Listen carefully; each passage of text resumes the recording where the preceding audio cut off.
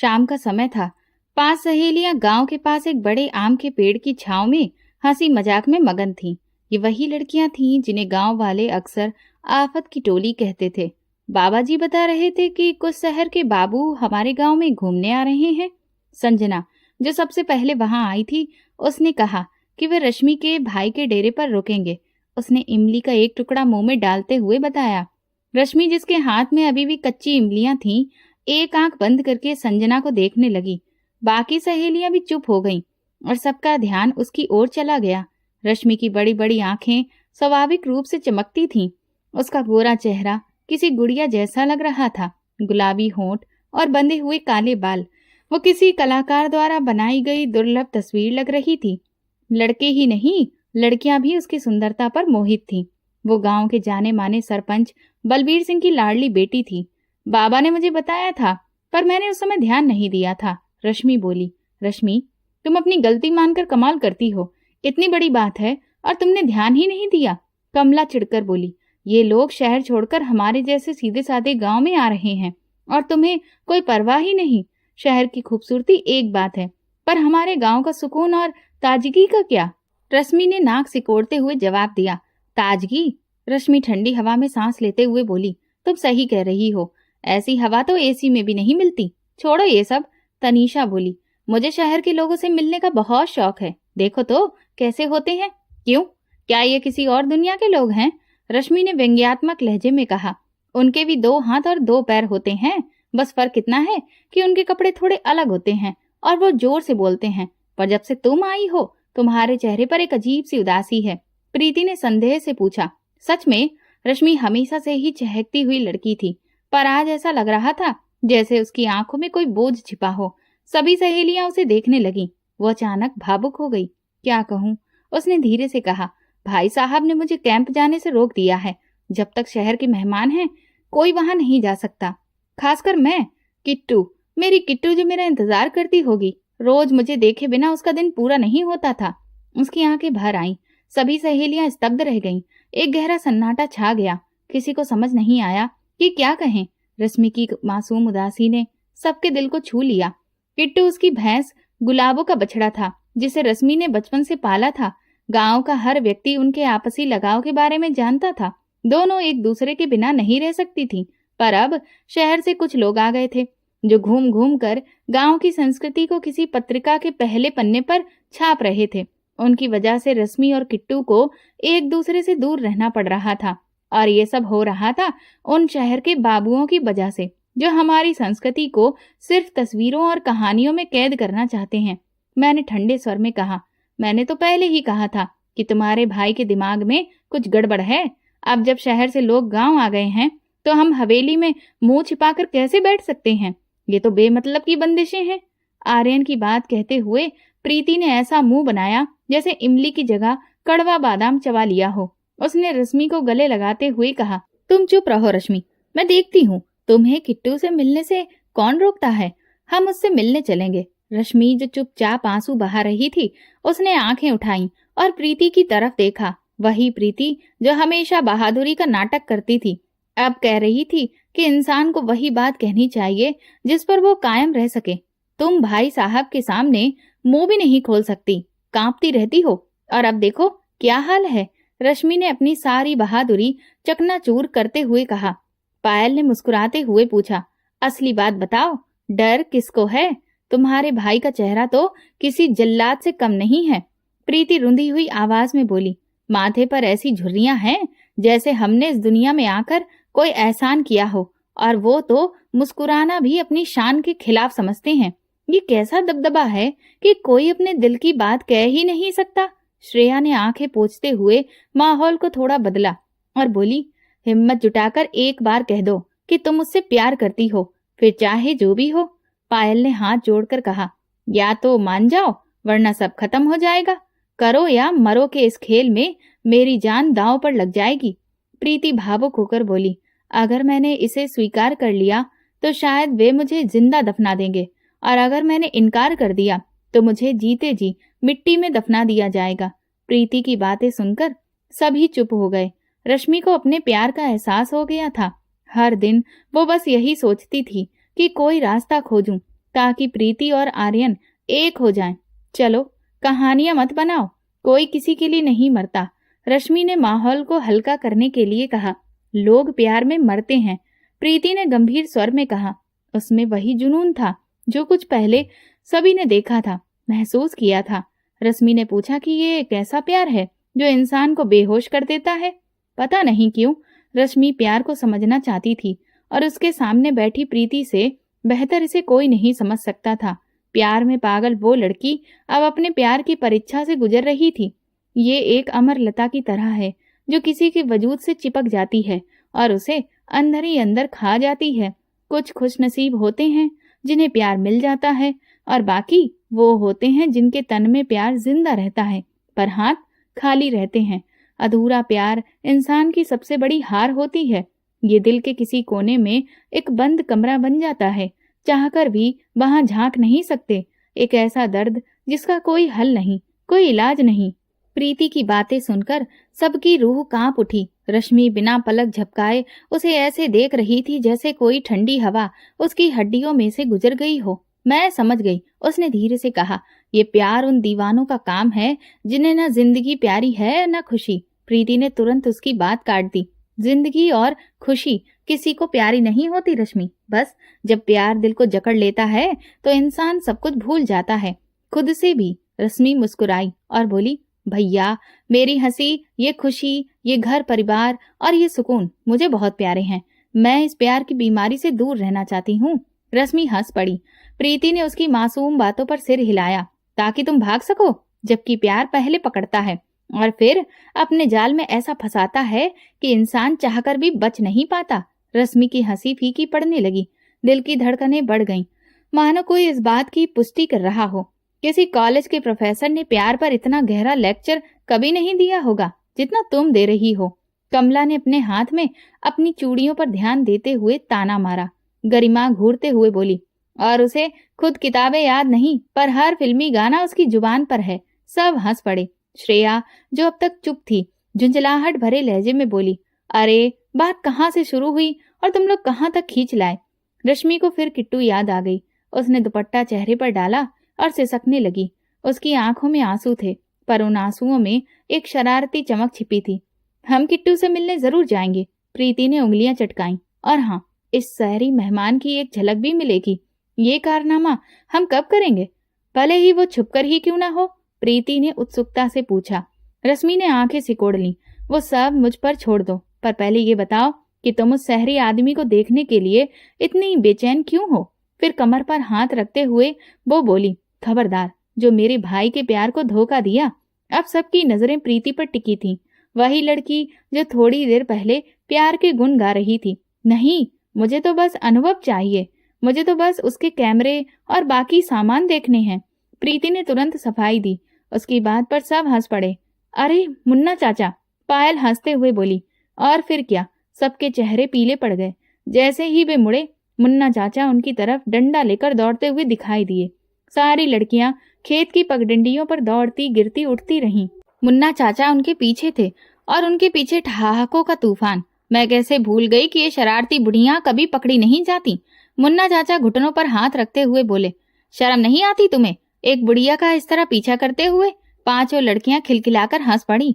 रश्मि पलटकर बोली, तुम भी उनके पीछे ऐसे भागती हो जैसे हम इमली तोड़ें और तुम्हें करोड़ों का नुकसान हो। चलो चलें। मुन्ना चाचा का मुंह आश्चर्य से खुला का खुला रह गया। इमली? तुम लड़कियां तो पूरा पेड़ गंजा कर देती हो, फिर तुम्हारी बुआ मुझ पर चिल्लाती है। प्रीति हंसते हुए चिढ़ाती है, चाचा वो आपका घर का मामला है। अगर हम मासूम लड़कियों का इससे कोई लेना देना नहीं होता तो हमें इसका हल जरूर बताते। अब अलविदा। पांचों लड़कियां अपने अपने घरों की ओर भाग गईं। हंसना और जोर जोर से चिल्लाना, यही सब गांव की रौनक है। जब शादी हो जाएगी तो ये रौनक भी चली जाएगी। मुन्ना चाचा मुस्कुराते हुए अपने पिता के पास लौट गए। लड़कियां रोज चुपके से उनके बगीचे में आती, फल चुराती और चाचा को परेशान कर भाग जाती। इसी बीच 3 मेहमानों का काफिला गांव में दाखिल हुआ। आर्यन के खास आदमी ने उनका स्वागत किया और सीधे टेंट में ले गए। काले बालों में जेल, गले में कैमरा लटकाए, अच्छे कपड़े पहने, गंभीर, लेकिन वो संजय कुमार थे, एक प्रसिद्ध अखबार के लेखक और फोटोग्राफर। उनके दोस्त राजीव और सहायक सुभाष उनके साथ थे। उम्मीद है रास्ते में आपको कोई परेशानी नहीं हुई होगी। सफेद कुर्ता पैजामा और कंधों पर क्रीम रंग का शॉल संभालते हुए आर्यन ने विनम्रता से कहा, नहीं, सफर आरामदायक था। हाँ, खूबसूरत नजारों ने दिल जरूर मोह लिया। संजय कुमार ने मुस्कुराते हुए हाथ मिलाया। प्रदीप, आपको आपका कमरा दिखा देंगे। मुझे एक जरूरी पंचायत में शामिल होना है। माथे पर झुर्रियां और होठों पर एक हल्की बुदबुदाहट पकड़ी तो उसने सामने खड़ी प्रीति से कहा, जो दीवार के एक तरफ से दूसरी तरफ झांकने का रास्ता ढूंढ रही थी। हवेली और कैंपों के बीच एक ऊंची दीवार थी जिसके आर पार बाहर की दुनिया देखी जा सकती थी। उफ, तुम्हारा भाई अभी तक हवेली नहीं आया होगा। जब तक आएगा हम अपना काम निपटा लेंगे। रश्मि ने अपना सिर पीट लिया। उसने पास पड़ा एक पत्थर उठाया, दीवार से टिकाया और चढ़ने को तैयार हो गई। श्रेया, पायल, कमला और गरिमा डर से कांप रही थीं, पर अनुभव और जिज्ञासा की आग उन्हें रोक नहीं पा रही थी। उसी क्षण कैंपों से संजय कुमार बाहर आया। एक तीखी आवाज दीवार के दूसरी तरफ से आवाज सुनाई दी। उसने पास खड़े एक कर्मचारी से पूछा, उस तरफ क्या है? वो एक हवेली है साहब। ये कहकर वो अपने काम में लग गया। संजय कुमार की नजर दीवार पर ही रुक गई। उसे पता ही नहीं चला कि क्या हुआ। वो धीमे कदमों से दीवार की तरफ बढ़ने लगा। इसी बीच रश्मि दीवार के इस तरफ पत्थर पर खड़ी थी और गरिमा चिंतित होकर बोली, अगर किसी की नजर तुम पर पड़ गई और वो भाई साहब यानी आर्यन का नाम ले ले तो क्या होगा? रश्मि ने मुंह बनाया। हम उनकी ठंडी निगाहों से डरने वाले नहीं हैं और मैं साफ कह दूंगी कि प्रीति को शहर के लोगों और उनके सामान को देखना था। रश्मि ने चुटकी ली। प्रीति चौंक गई। अरे, अब तो तुम मेरे प्यार को दुश्मनी समझने लगी हो। मैंने अभी इजहार भी नहीं किया और तुम पहले ही फैसला करने लगी हो। रश्मि एक पल के लिए चुप हो गई। उसे कोई जवाब नहीं सूझा। दीवार के उस पार से खनकती हुई हंसी आ रही थी और पास खड़ा संजय कुमार माथे पर हाथ रखे 3 लड़कियों की धीमी बातचीत सुन रहा था। ये खनकती हुई हंसी सुनते ही उसके चेहरे पर मुस्कान फैल गई। पहले वो मीठी आवाज, फिर ये हंसी, और अब दिल में हलचल मच गई थी। उस लड़की को देखने की चाहत उसके अंदर उमड़ पड़ी जिसे उसने अब तक सिर्फ सुना था। मानो उसकी हंसी ने दिल का मिजाज बदल दिया हो। मदहोशी में उसने पास पड़ा एक स्टूल उठाया, उसे दीवार से टिकाया और चुपचाप उस पर चढ़ गया। उधर रश्मि हंसते हुए पलट गई।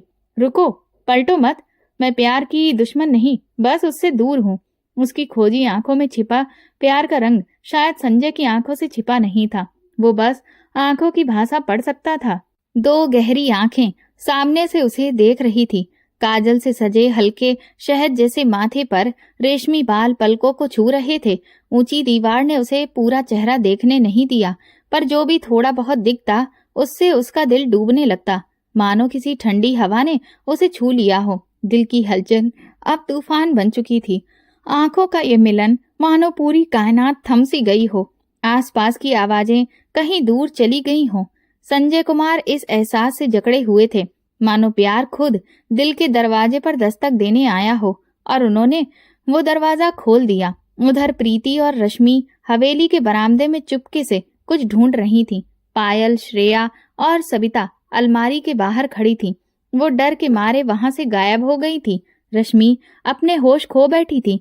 अगर प्रीति उसे हिलाकर होश में ना लाती तो कुछ ही पलों में आर्यन उसके सामने खड़ा होता और रश्मि वहीं बेहोश हो जाती। प्रीति की आवाज ने उनके चारों ओर छाए सन्नाटे को तोड़ा। रश्मि बिजली की तेजी से पीछे हटी। वो दीवार से कूदकर हवेली की तरफ भागी। उसका दिल इतनी तेजी से धड़क रहा था कि उसका डर और बढ़ गया। आर्यन की आवाज सुनकर रश्मि डर गई। संजय मुस्कुराते हुए रश्मि को देखने लगा। रश्मि ने उसकी आंखों की गर्मी अपने चेहरे पर महसूस की और अचानक संजय को अपनी तरफ घूरते देखकर उसकी धड़कनें रुक गईं। उसने धीमी आवाज में कहा, जहरीला संजय, और तुरंत मुंह फेर लिया। उसके दिल में उठ रहे अनाम एहसास, उसकी बदलती हालत और उस अनजान शख्स की नजदीकियां उसे डरा रही थी। वो मुड़ी जरूर थी, लेकिन संजय उसका चेहरा पूरी तरह से नहीं देख पा रहा था। डूबते सूरज की किरणों ने उसके चेहरे को धुंधला कर दिया था। वो बस उसकी पीठ देखता रहा। एक अधूरी झलक की चाहत में वो स्टूल से उतरा और एक रोमांटिक गाना गुनगुनाते हुए अपने कमरे की ओर चलने लगा। कहाँ भाग रहे हो तुम दोनों? आर्यन की आवाज ने उन्हें रोक लिया। दोनों हवेली के अंदर जाने ही वाले थे। रश्मि ने घबराई हुई नजरों से प्रीति को देखा। मानो उसकी जान निकल गई हो। मैं कुछ पूछ रहा हूँ रश्मि, आर्यन ने सख्ती से कहा। वो अपने हाथ उसकी पीठ के पीछे बांधते हुए उसके सामने आ गया। प्रीति ने नजरें नीचे कर ली और मुट्ठियां भी भींच ली। भैया, प्रीति आपसे बात करना चाहती थी, रश्मि ने बड़ी मुश्किल से कहा। प्रीति की हालत भी खराब थी और रश्मि वैसे भी आर्यन की सख्त निगाहों के घेरे में फंसी हुई महसूस कर रही थी। अम्मा बुला रही हैं। अपनी जान बचाने के लिए रश्मि ने जल्दी से प्रीति की तरफ इशारा किया और वहां से भाग गई। प्रीति ने पीछे मुड़कर उसे ऐसे देखा मानो किसी बड़ी मुसीबत से बचकर आई हो, मानो उसके सिर पर कोई बड़ा बोझ डाल दिया गया हो। पूरी तरह अविश्वास भरी निगाहों से रश्मि की गायब होती पीठ को देखते हुए प्रीति की नजरें आर्यन के गंभीर चेहरे पर टिक गईं। प्रीति ने घबराकर अपनी लार निगल ली और डरा हुआ चेहरा बना लिया। आर्यन की गंभीर आंखें सीधे उसकी आंखों में देख रही थीं। प्रीति की इच्छा थी कि धरती फट जाए और वो उसमें समा जाए ताकि वो इस आदमी की नजरों से बच सके। ओह आर्यन जी, मैं, प्रीति ने सिर झुका लिया और कुछ कहना चाहा लेकिन कोई बहाना नहीं सूझा। आर्यन की भौहें चढ़ गईं। प्रीति डरी हुई आंखों से उसके बदलते भाव को देख रही थी।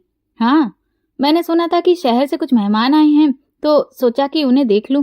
मेरा मतलब है कि मैंने कभी शहर के लोगों को नहीं देखा है ना? तो बस देखना चाहती थी। जब दिल में हलचल हो और जुबान साथ न दे तो मुंह से जो भी निकलता है कुछ ऐसा ही होता है। अब आर्यन की गंभीर चेहरे पर तनाव की रेखाएं साफ दिखाई दे रही थीं। उसने अपनी मुट्ठियां भींच लीं। उसने प्रीति को अपनी सच्ची नजरों से देखा और कहा, अब शहरी मर्दों की तलाश करने की जरूरत नहीं है और ना कभी पड़ेगी। तुम्हारी आंखों में एक सीधी सादी और इज्जतदार गांव की लड़की की छवि वैसी ही बनी रहे, क्योंकि जिस दिल में मैं अपना घर बसाना चाहता हूँ उन आंखों में सिर्फ मेरा ही अक्स दिखना चाहिए। आर्यन के लहजे में प्यार का जुनून और तीव्रता थी। उसके इतना कहते ही प्रीति के पैरों तले मानो जमीन खिसक गई। वो अविश्वास और आश्चर्य से उसे देखती रह जाती। तो क्या वो सचमुच मुझसे प्यार करता है? उसका दिल सवालों से भर गया। कब, कैसे, क्यों? उसका मन जवाब ढूंढने में उलझ गया। जिस तरह एक औरत खुद पर टिकी नजरों का सामना करने का साहस जुटाती है, उसी तरह एक मर्द भी औरत की आंखों से उसके दिल में झांकता है। तुम्हारी आंखों में मेरे लिए जो प्यार, सम्मान और स्नेह है वो मेरी आंखों से छिपा नहीं है। बहुत जल्द मैं बाबा और अम्मा को भेजूंगा एक प्रस्ताव लेकर। अपने घर पर मेरा इंतजार करना। और हाँ, मैं तुम्हारे मुंह से फिर कभी किसी और मर्द का नाम नहीं सुनूंगा। मैं इसे बिल्कुल बर्दाश्त नहीं करूंगा। ये कहते हुए आर्यन 2 कदम आगे बढ़ा। उसने प्रीति के कंधों से सरक रहे उसके दुपट्टे को उठाया, 2 उंगलियों की मदद से उसे धीरे से उसके सिर पर रखा और चुपचाप वहां से चला गया। उसके जाते ही प्रीति ने रुकी हुई सांस छोड़ी। उसका दिल अभी भी धड़क रहा था, पर अब उसमें डर से बढ़कर कुछ था, एक विश्वास या शायद प्यार। उसका दिल बच्चों की तरह गुदगुदा उठा था। होठों पर एक मीठी मुस्कान बस गई थी। मैं भी उन्हीं खुशकिस्मत लोगों में से हूँ। मुझे सचमुच मेरा प्यार मिल गया है। सिर उठाकर दूर तक फैले नीले आसमान को देखती हुई प्रीति मुस्कुराते हुए भाग गई। कमला हैरानी से पूछा। उसकी आंखों में सवाल थे और जिस तरह से उसने प्रीति को देखा वो कुछ ज्यादा ही चौंकाने वाला था। क्या तुमने आर्यन से बात की? वो तुमसे प्यार करता है? प्रीति शर्मा गई। उसने दुपट्टे का पल्लू दांतों तले दबाया और अपनी मुस्कान छिपाने की कोशिश की। हाँ, 100%, प्रीति ने धीमी आवाज में कहा। ठीक है भैया, एक का काम हो गया, अब दूसरे की बारी है, कमला ने मुस्कुराते हुए कहा और चुपचाप बैठी रश्मि की ओर इशारा किया।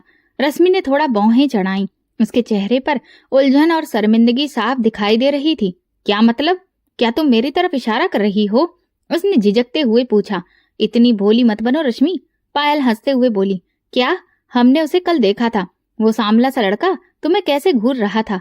मैं कल शाम से बेचैन हूँ, बस उन्हीं आंखों की वजह से।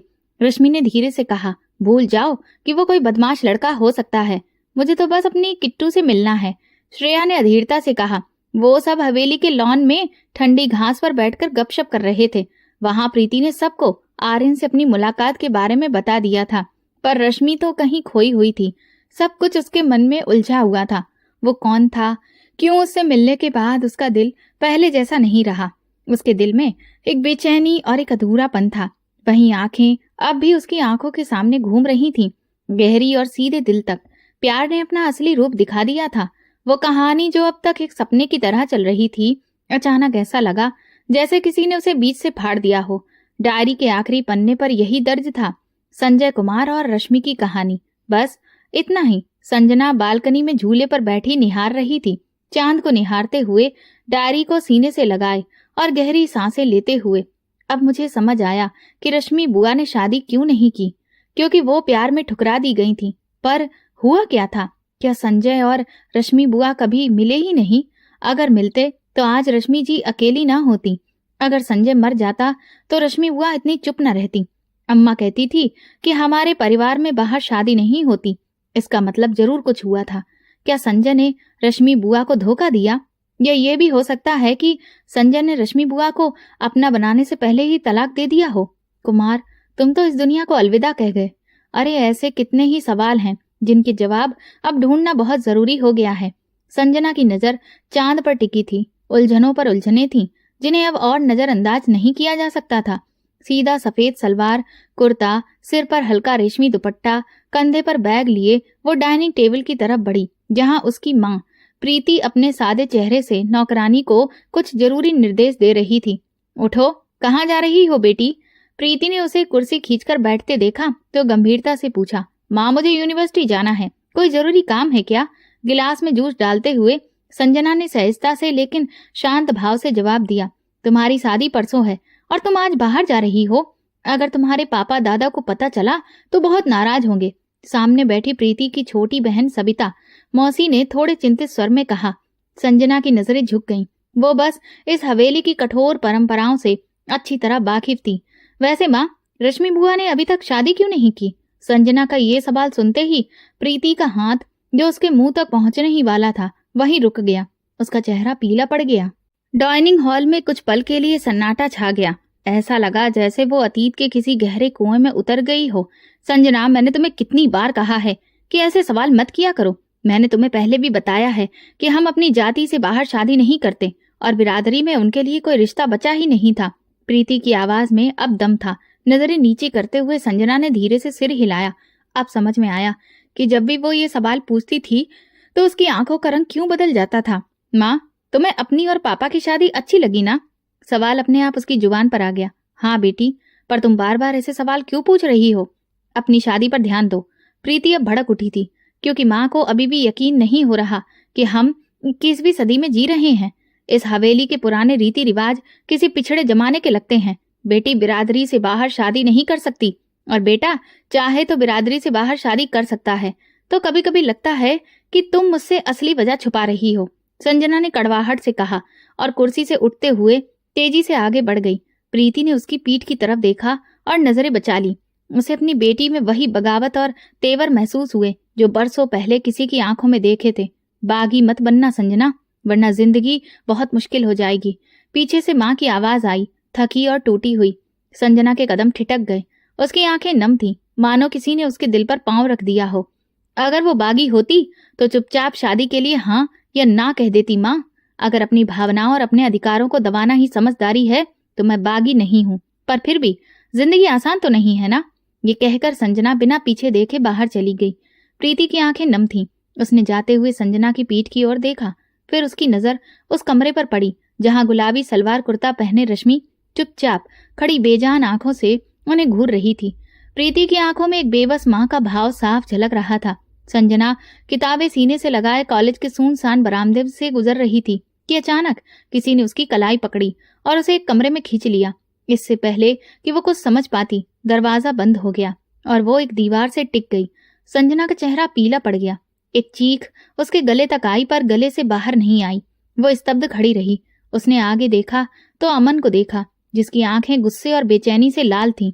उसकी तेज सांसें संजना के चेहरे पर टकरा रही थीं। अमन, तुम क्या कर रहे हो? मुझे छोड़ दो। संजना ने अपने हाथ छुड़ाने की कोशिश की। उसकी आवाज कांप रही थी। तुम ये सब क्यों कर रहे हो? संजना, क्यों? अमन ने उसकी कलाई और भी कसकर पकड़ ली। उसकी आंखों में गुस्सा और आवाज में चिड़चिड़ाहट थी। संजना ने अपनी आंखें नीची कर ली। मैंने कुछ नहीं किया, ना ही मैंने तुम्हें कोई उम्मीद दी। उसने कोशिश की कि उसकी आवाज कांपे नहीं। अमन के चेहरे पर एक कड़वी मुस्कान आ गई। तो अब तुम कह रही हो कि जो कुछ हुआ वो मेरी तरफ से था? मैंने तुम्हें अपना दिल दिया, पर मुझे तुम्हें मारना भी चाहिए था, है ना?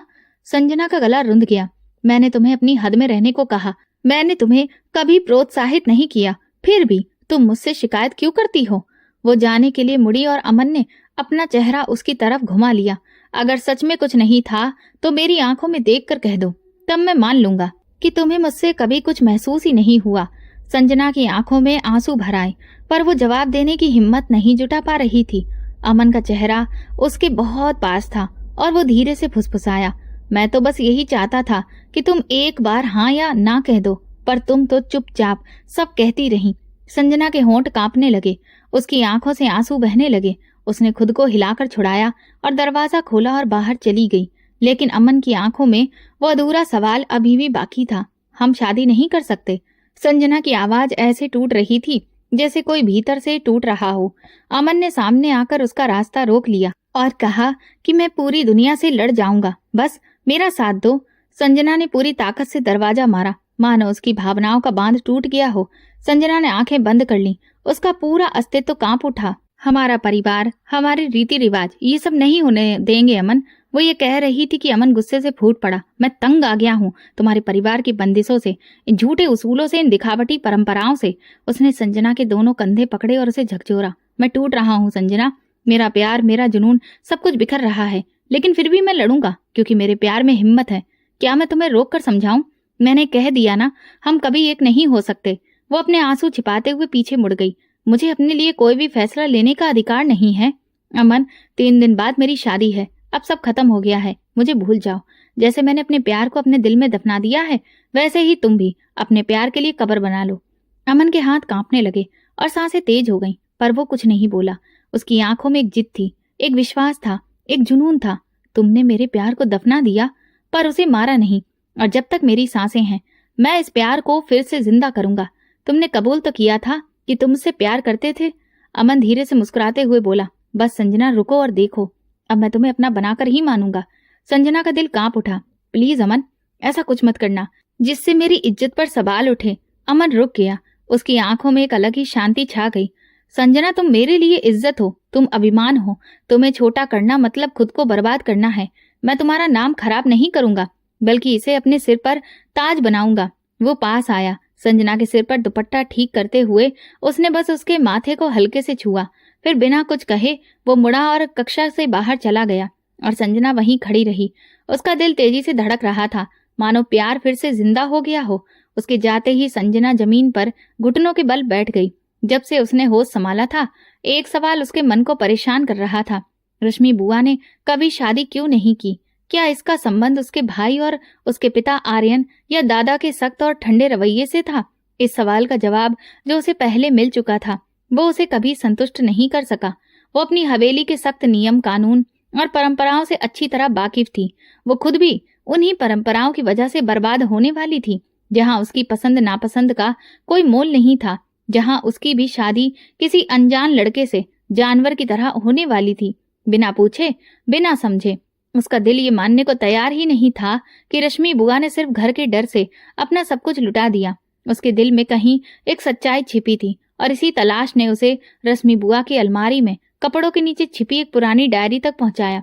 जब उसने वो डायरी पढ़ी तो उसे असलियत समझ आ गई। रश्मि और संजय कुमार की अधूरी प्रेम कहानी, एक ऐसा प्यार जो अधूरा ही रह गया। क्या रश्मि बुआ को अपने प्यार की सजा मिली? क्या संजय कुमार ने उन्हें धोखा दिया? या वजह वही थी जो आज संजना के प्यार का अंत कर रही थी? क्या हवेली की कठोर परंपराएं और रीति रिवाज, उनके प्यार के बीच में कौन आ गया? क्या उसने भी लड़कर हार मान ली? ऐसे कई सवाल थे जिनका कोई सीधा जवाब नहीं था, लेकिन उन्हीं सवालों के बीच एक और तूफान आ खड़ा हुआ था, अमन, जो अब उसकी जिंदगी में आ चुका था और उसके दिल पर कब्जा कर चुका था। जब भी संजना अमन की आंखों में प्यार देखती, वो खुद को रोक नहीं पाती थी। अब उसे अपनी ही कमजोरी की सजा भुगतनी थी। अपने प्यार को ठुकराते हुए, आंखों से बहते आंसुओं को पोंछते हुए उसने जमीन से अपना बैग उठाया और फिर क्लास से बाहर चली गई। हवेली के लॉन्ज में इस समय सन्नाटा छाया हुआ था। दादाजी और आर्यन गुस्से में भरी नजरों से अमन को घूर रहे थे, जिसने उनकी पोती संजना से प्यार का इजहार किया था, मानो किसी ने उनकी इज्जत, परंपरा और आन पर हथौड़ा मार दिया हो। और दरवाजे के पीछे खड़ी संजना को अपने ही पैरों से जान निकलती हुई महसूस हो रही थी। उसे नहीं पता था कि आगे क्या होगा। ये आदमी इस हद तक जा सकता है। संजना का दिल डर से धड़कने लगा था, जबकि प्रीति का पूरा वजूद कांप रहा था। पता है बेटा, इस गुस्ताखी की सजा मौत भी हो सकती है। आर्यन साहब की गरजती आवाज पूरे लॉन्ज में गूंज उठी। अमन बस मुस्कुराया। कितना खून बहाओगे? मुझे लगा था उम्र के साथ इंसान थक जाता है, पापों का बोझ कंधों से झुक जाता है, पर तुम तो आज भी वैसे ही खड़े हो जैसे पहले थे। शायद तुम्हें आज तक कोई अफसोस नहीं। उसके होठों पर हल्की सी मुस्कान थी, पर उसकी बातों से साफ था कि वो अपनी मौत को दावत दे रहा है। किचन की दहलीज पर खड़ी प्रीति सिहर उठी। दीवार से टिकी रश्मि जी की आंखों में मानो पुराने दिनों की तस्वीरें लौट आईं। उन्हें उस युवक में संजय कुमार की झलक दिखी, वही जो अधूरे प्यार की विरासत उसे सौंप दी थी। आर्यन साहब, जो अपने शब्दों में सावधान थे, अब और अधिक क्रोधित हो गए थे। उन्होंने बंदूक उठाई और अमन पर तान दी। संजना, जो कमरे के बाहर खड़ी थी, ये दृश्य देखकर दंग रह गई, लेकिन अमन का आत्मविश्वास नहीं डगमगाया। वो वहीं शांत खड़ा था, मानो कह रहा हो, इतने गुस्से में हो तो गोली मार दो। लेकिन नहीं, सब कुछ थम गया। अंकल, मेरी जुबान काबू में है, उसने विनम्रता से कहा। मैंने कोई बदतमीजी नहीं की, मैं तो बस उस खून का हिसाब मांग रहा हूँ जो बेवजह बहा, जिसमें तुम्हारा भी हाथ था। उसके इतना कहते ही रश्मि जी की आंखों में जो थकान थी वो लौट आई। संजना ने आश्चर्य से अमन की ओर देखा। आर्यन साहब और प्रीति के चेहरों का रंग भी तेजी से बदल गया। कितने सालों से लड़कियों से प्यार करने की मनाही है तुमने? अगर कोई लड़की किसी को पसंद करती है तो तुम उसे बागी कह देते हो, उसे मारने पर उतारू हो जाते हो, लेकिन तुम उसकी शादी एक ऐसे दरिंदे से करवा देते हो जिसकी पूरी जिंदगी शराब, जुए और वैश्यालयों में बर्बाद हो गई, और तुम लोग इसलिए आंखें मूंद लेते हो क्योंकि वो तुम्हारी जाति का है। अमन ने एक फाइल उठाई और मेज पर रख दी। इस फाइल में उस लड़के का सच है जिससे तुम संजना की शादी करवाना चाहते हो, और मुझे नहीं लगता कि तुम लोग इससे अनजान हो। तुम लोग वही घिसी पिटी नीति पर चलते आ रहे हो। एक लड़की को अपनी पसंद चुनने का हक नहीं है। शादी हमारी बिरादरी से बाहर नहीं हो सकती, और जब कोई प्यार करने की हिम्मत करता है तो तुम्हारा अहंकार जाग उठता है। अब अमन की आवाज में कोई कंपन नहीं था, सिर्फ सच्चाई थी। जिस प्यार को तुमने सालों पहले दफना दिया था, जिसे तुमने अहंकार के नाम पर मार डाला था, वो आज लौट आया है। मैं संजना से प्यार करता हूँ, और आज मैं उस प्यार का सम्मान करने आया हूँ। मैं तुम्हारे घर उसका हाथ मांगने आया हूँ, ठीक वैसे ही जैसे संजय कुमार कभी रश्मि जी का हाथ मांगने आए थे। अपनी जगह से उठते हुए वो बोल रहा था, और रश्मि बुआ कलेजा थामे खड़ी थी, मानो कोई पुराना जख्म फिर से ताजा हो गया हो। संजना जमीन पर बैठी रही। उसके लिए ये सब किसी तूफान से कम नहीं था। हैरानी और यकीन न कर पाने की हालत में उसकी आंखें खुली की खुली रह गईं। क्या इतिहास फिर दोहराया जाएगा? क्या किसी और प्यार का कत्ल होगा? क्या किसी की सांसें फिर से सिर्फ इसलिए छीन ली जाएंगी क्योंकि उसे किसी से प्यार हो गया था?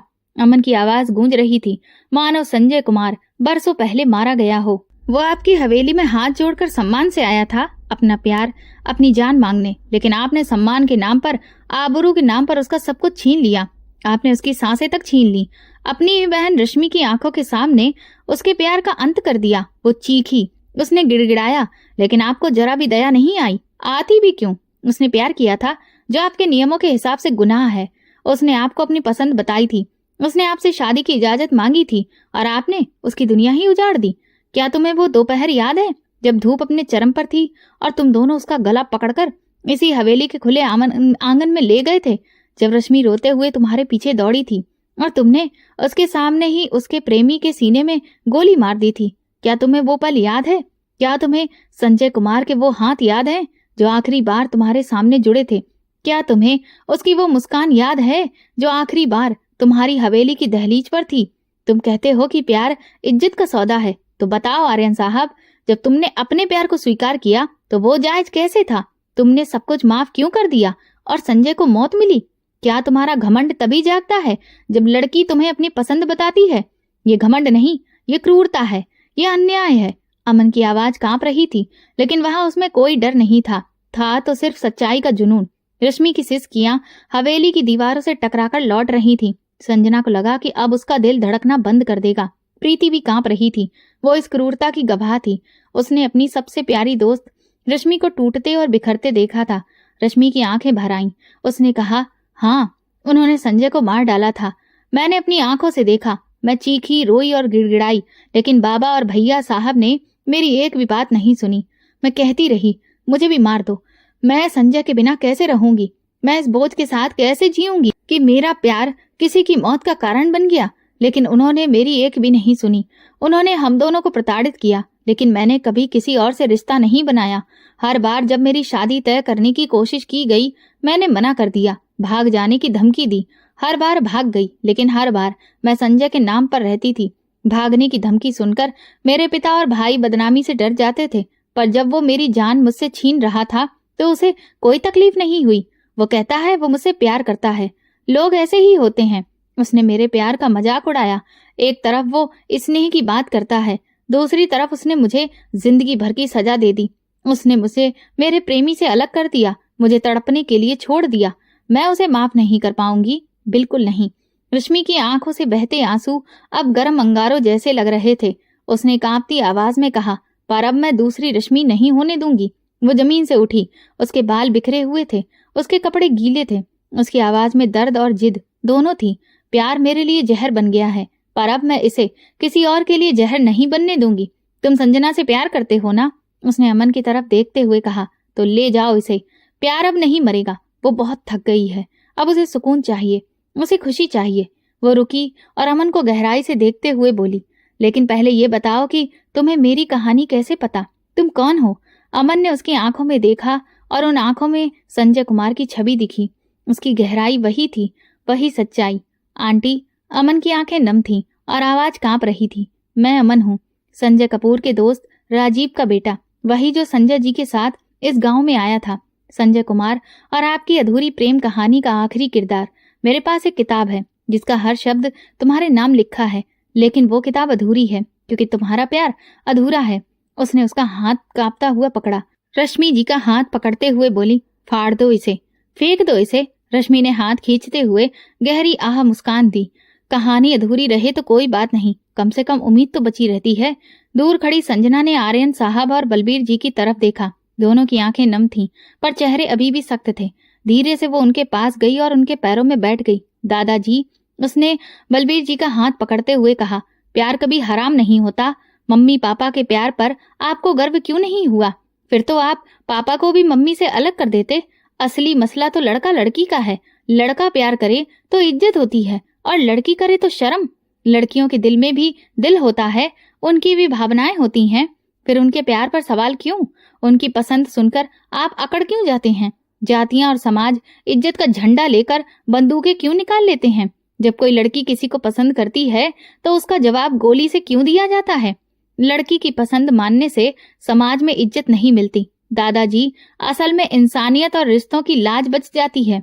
जिस किताब का मैंने जिक्र किया था उसका नाम नजर है। इसे संजय सर ने लिखा है। जैसे आपने आज तक शादी नहीं की, वैसे ही उन्होंने भी शादी नहीं की, और ये बात मुझे अंदर ही अंदर परेशान करती रही। क्यों? मैंने उनसे बार बार पूछा, उनसे बहस की, मैंने जवाब मांगा। फिर उन्होंने चुपचाप वो किताब मेरे हाथ में रख दी। उस किताब को पढ़ने के बाद मुझे समझ आया कि अगर प्यार अधूरा रह जाए तो इंसान अधूरा ही रहता है। तभी से मैंने ठान लिया कि मैं आपको ढूंढूंगा और इस अधूरी कहानी को पूरा करूंगा। इसी इरादे से मैं गांव आया। मैंने आपके बारे में पूछताछ की और इसी दौरान मुझे संजना के बारे में पता चला। अब बताइए, वो लड़की जिसकी आंखें बिल्कुल आपकी जैसी थीं, वो मासूम आंखें जिनके संजय सर दीवाने थे, मैं उन आंखों से कैसे बच सकता था? मुझे आपकी भतीजी से प्यार हो गया और आज मैं आपके सामने हूँ। संजय कुमार के जिंदा होने की बात सुनकर आर्यन और बलबीर जी की आंखें खुली की खुली रह गईं। वो वहीं फर्श पर बैठी थी और पास पड़ी संजना का भी यही हाल था। बस करो यार, संजय कुमार की नम आवाज गूंजी। अभी मुझे तुम्हारे आंसू पोंछने का हक नहीं है, पर मैंने सालों तक सहा है। अगर अमन न होता तो शायद मैं आखिरी सांस तक सहता रहता। अब जब वो तड़प खत्म होने वाली है तो तुम आंसू बहाकर मुझे तड़पा रहे हो। संजय कुमार को देखकर सब चौंक गए। बलबीर जी के पैर फिसल गए। संजय की आंखों में वही पुराना प्यार था। 20 साल बाद वो उसके सामने बैठी थी। वो वही थी जिसके लिए उसने पूरी जिंदगी बिता दी थी। वो सारी दुनिया मिटा देना चाहता था। उसने कांपते हुए एक कदम आगे बढ़ाया, लेकिन रश्मि ने हाथ बढ़ाकर उसे रोक लिया। रश्मि, संजय कुमार को अपने सामने देखकर प्रीति को यकीन नहीं हो रहा था। उसने कहा कि मैंने तुम्हें मना किया था। मैंने तुमसे वादा लिया था कि तुम यहाँ कभी दोबारा नहीं आओगे।